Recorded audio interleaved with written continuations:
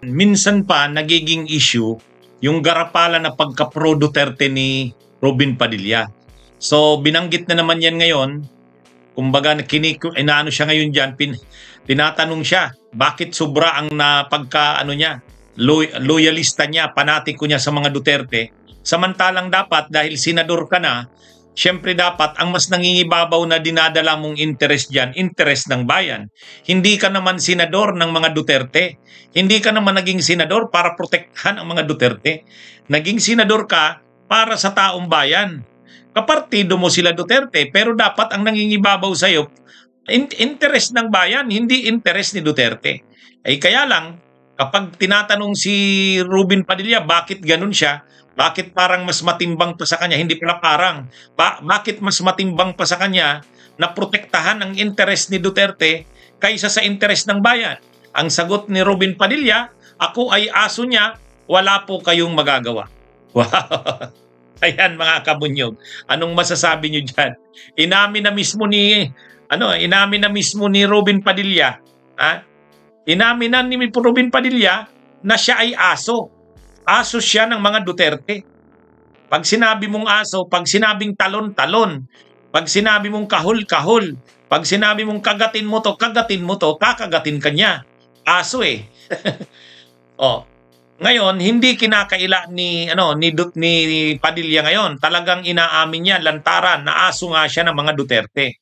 Kaya lang, ang sagot niya naman, ano ngayon kung aso ako? Kung nga ay aso ng Duterte.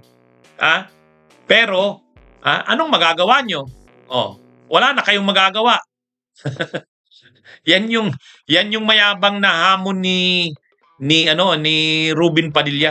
Ang nakakalungkot niyan mga kabunyog, mga kababayan, yang bang ganyan na lingwahe at yang bang ganyan na ugali at mga sinasabi ay isang ugali ng kagalang-galang na senador. Sige nga.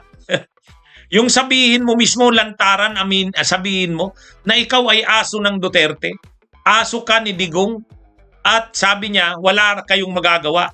Aso niya ako eh. Ay ngayon, sa ganyan mga kabunyog na mga pananalita, sa ganyan na mga sinasabi, yan ba ay isang etika ng isang senador? Ang problema, siya ang may hawak ng Senate Committee, ng Senate Ethics Committee.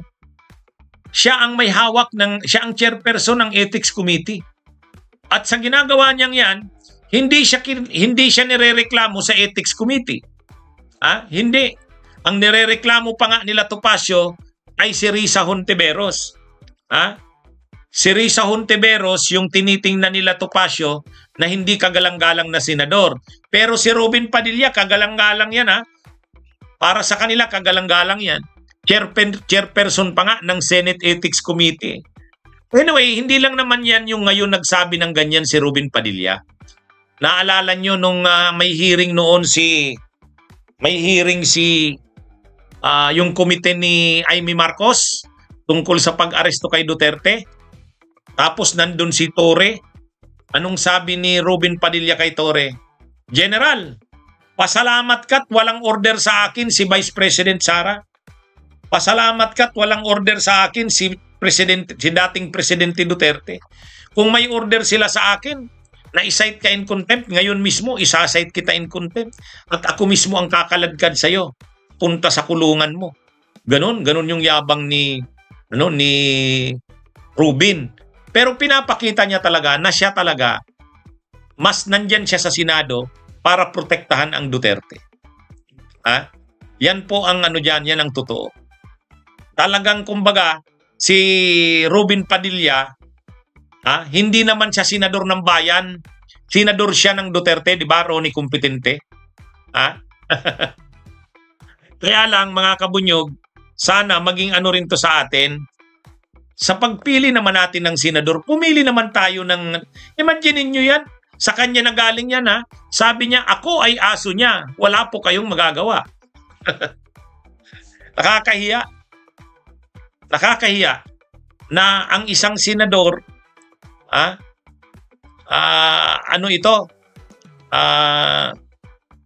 isang senador ay hindi nagiging senador ng bayan.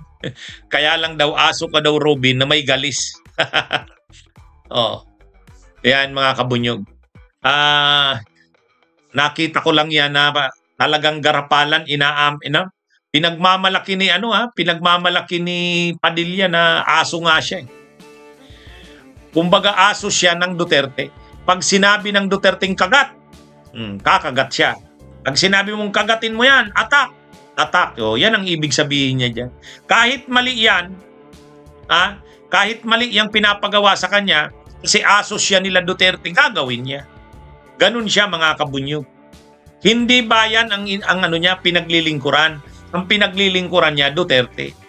So, dapat bang ang mamamayang Pilipino ay bumoto sa isang tao na tumatakbong senador na ang kanyang sinasabi poprotektahan niya, hindi naman ang bayan, ipaglalaban niya hindi naman interes ng bayan kundi yung interes ng amo niyang pinagsisilbihan?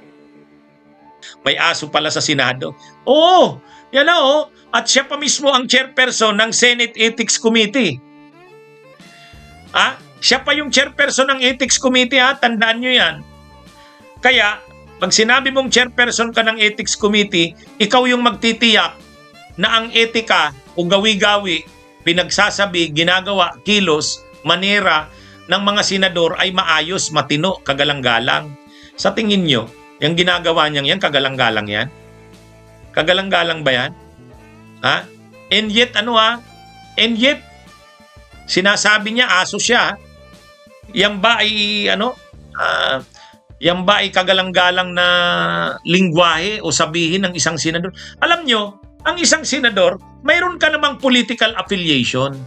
Halimbawa, kung PDP laban ka, di PDP laban. Ang partido mo PDP laban, pro Duterte yan. Pero hindi mo naman yan pinapakita ng garapalan. At hindi mo naman sinasabi na ako, pag nagbutuhan tayo dito, kung ano ang mabuti sa Duterte, yan ang gagawin ko. Ay paano kung mabuti sa Duterte, masama sa bayan? Ano na ngayon? Sinagot na yan ni Robin. Aso siya ng Duterte. Kung ano man yan ipapagawa sa kanya, gagawin niya yan. Kahit pamasama sa bayan yan, kung ikabubuti yan ng Duterte, gagawin niya yan. Kasi siya, aso siya. Ngayon, imagine, magre-re-eleksyon yan si Robin sa 2028. Ipubuto nyo pa ba ang isang aso? Yung mga nakikinig sa akin ngayon na bumoto sa isang tulad ni Robin Padilla, ibubuto nyo pa ba ang isang senador na hayagan niya ng sinabi na aso siya? Kakalungkot naman. Okay, mga kabunyog, mga kababayan? Yan po. Inano ko lang kasi nakita ko, nagsabi si Robin ng ganyan, Ako ay aso niya. Wala po kayong magagawa. Ay, mga kabunyog. Paano mo igagalang ang tao na aminadong aso? Tama si Tisoy Jacob. Anyway, mga kabunyog, malungkot, malungkot na ganyan. Ang Senado natin, nakakahiya na talaga. Okay? Magandang araw sa inyong lahat. Magandang gabi. Bunyog, bunyog, halikan na kasama ka.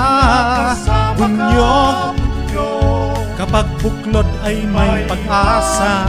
Luzon, Visayas, Mindanao, isa ang pananaw. Sa bagong Pilipinas ang bunyog isisigaw. Bunyog, bunyog, bunyog.